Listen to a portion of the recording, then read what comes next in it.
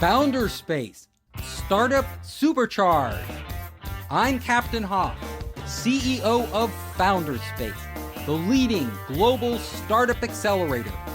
I'm also author of the award-winning books, Make Elephants Fly, Surviving a Startup, and The 5 Forces. This book was written out of my personal passion, but I haven't researched all these subjects, ranging from nanotechnology to AI to brain-computer interfaces. They're all very deep. I was, though, fascinated by these, and I'm just drawn to it.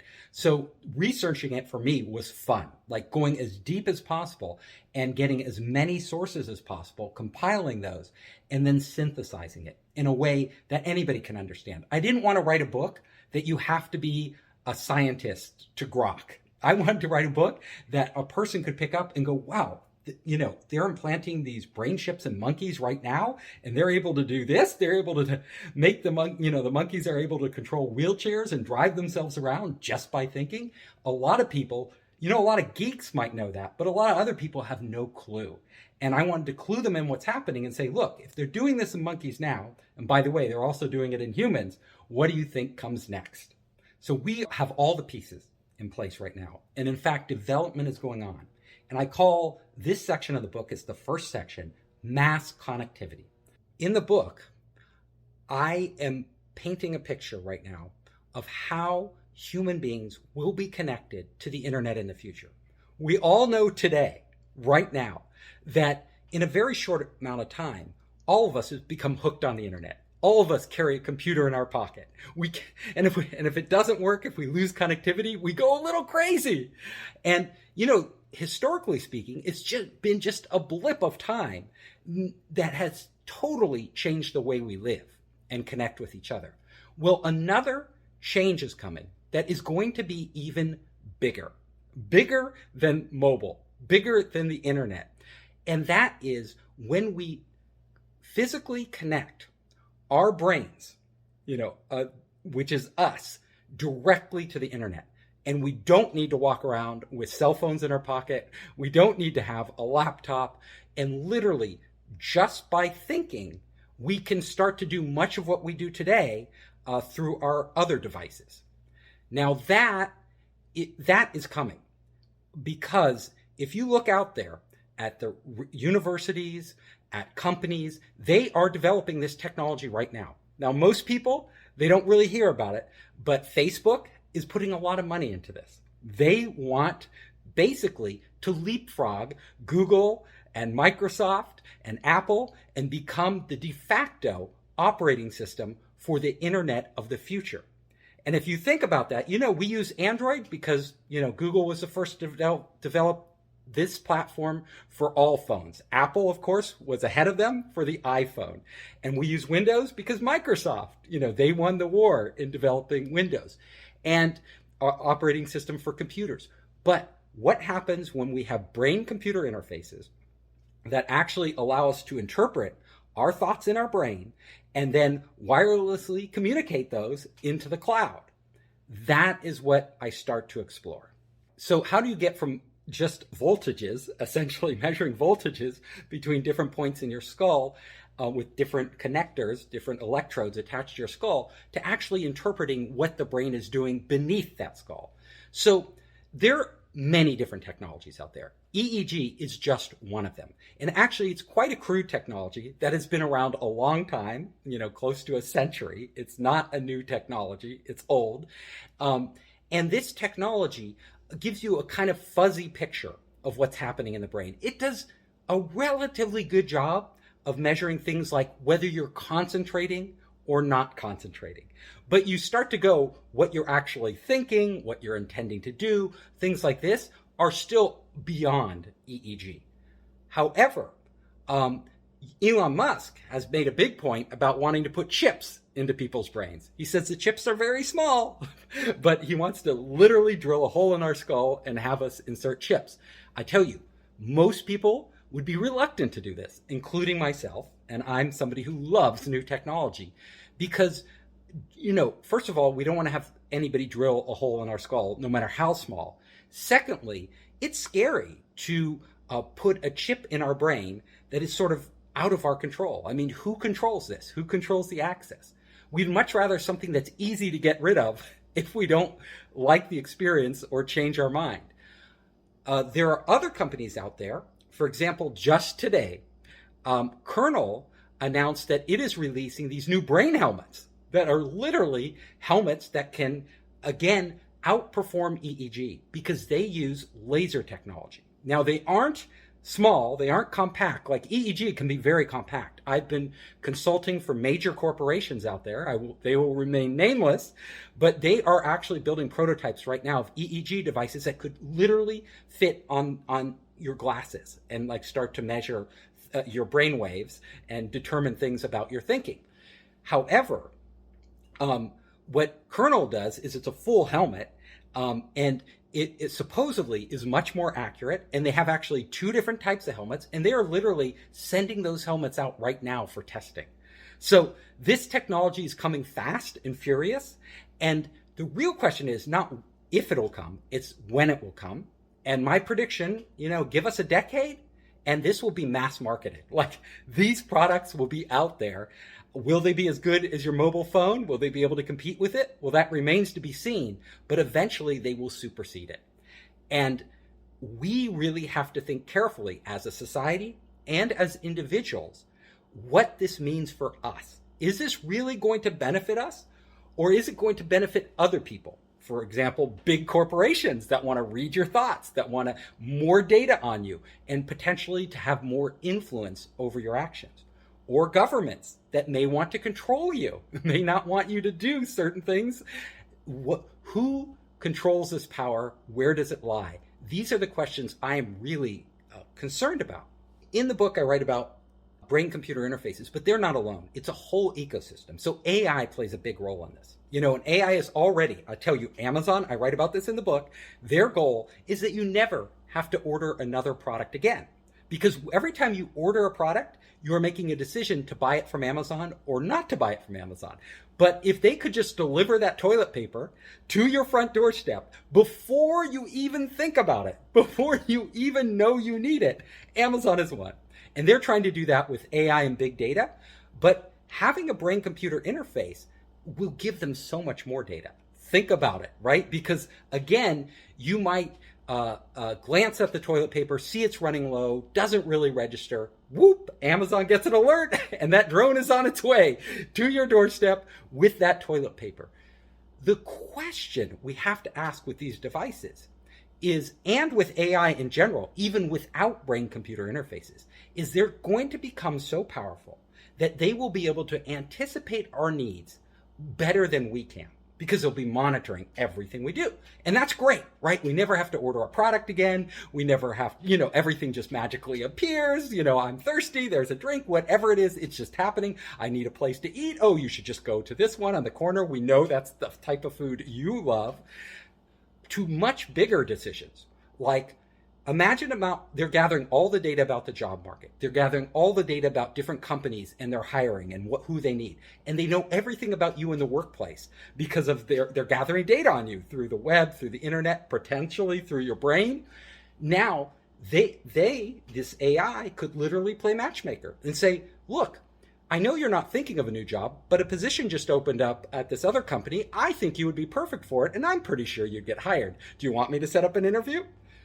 And you could get a 30% pay bump. You would say, absolutely. And everybody would start to enable that application where they could get more money for the next job.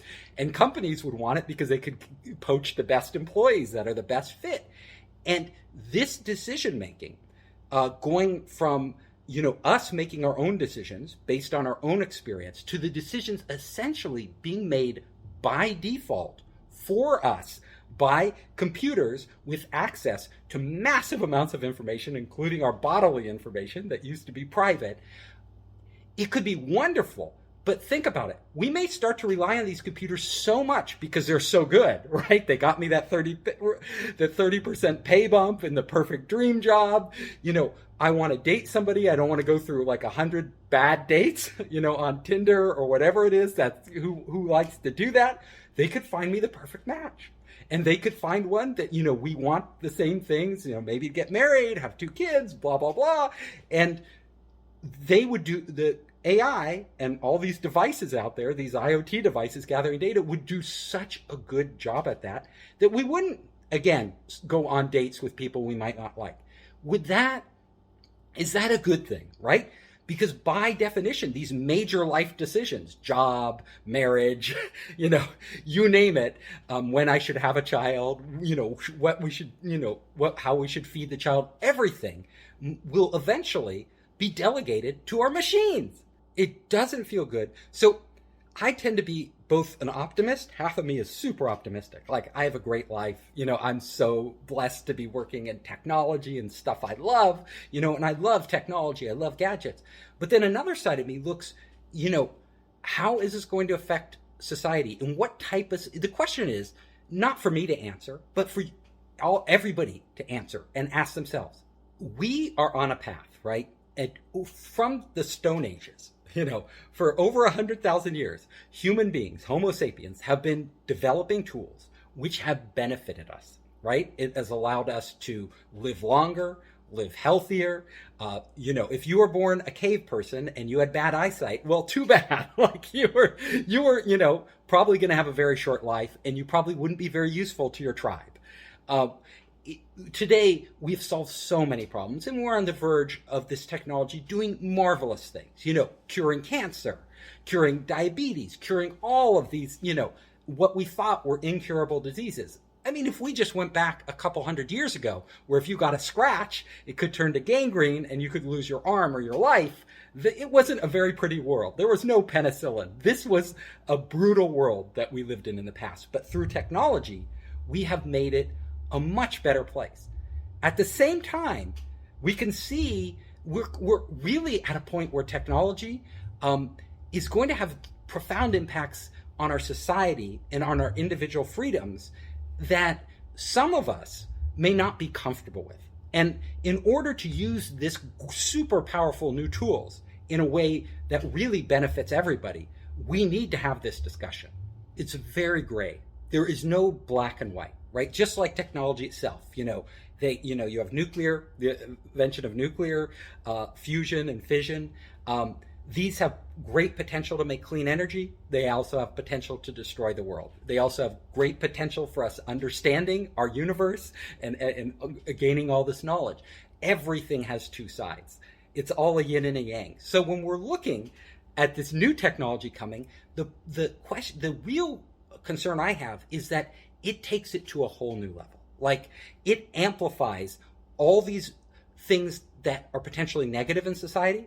For example, we know we have racism in our society. We know it exists, and people have biases that they aren't even conscious of, that they're acting upon. But yes, the AI could literally take over, and because it's just raw data, how people think, how they view the world, how they act, those biases could then be replicated by the AI on a much larger and more systematic scale. And we have to be careful and cognizant of that. Is that a solvable problem? Yes. Those problems are solvable. What I'm a little more concerned about are much more difficult problems to solve. And I will give you one example. If we go back to mass connectivity, and if we have these brain reading devices, they don't even have to be chips implanted into our brain.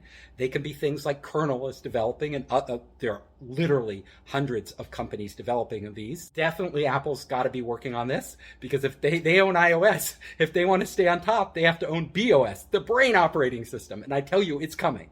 And because it will supplant iOS.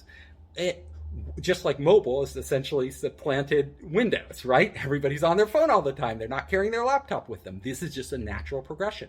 But we know right now, hackers can go out there and they can gather information and literally steal your identity online, right? So they can open bank accounts, take out loans, buy products, do nefarious things with your identity. Well, it's one thing to get hacked in today's world. They can only do so much.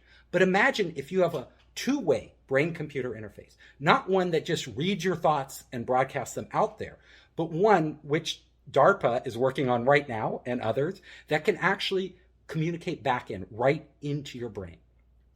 If they have this, and they will, It's just a matter of time. Uh, a hacker could not just steal your identity as they do today. They could steal your identity, literally who you are. They could basically subvert your free will and actually make you take actions that you are unaware of. And if you think I'm one of these paranoid schizophrenics running around with tinfoil on my head, that is not the case, because actually in the lab today, they have run experiments with brain-computer interfaces where they have put a chip literally in a rat's brain.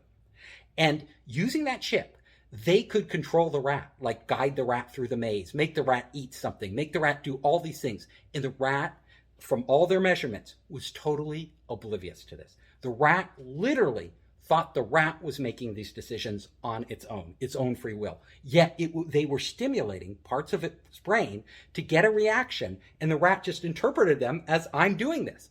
So with these two-way brain communication devices, which could hit the market in the not too distant future, that will be possible unless we build in safeguards. And then you have to ask yourself, well, who's guaranteeing these safeguards? Like, is it Facebook? Are they the most reliable guardian of our identities? Or can we trust them?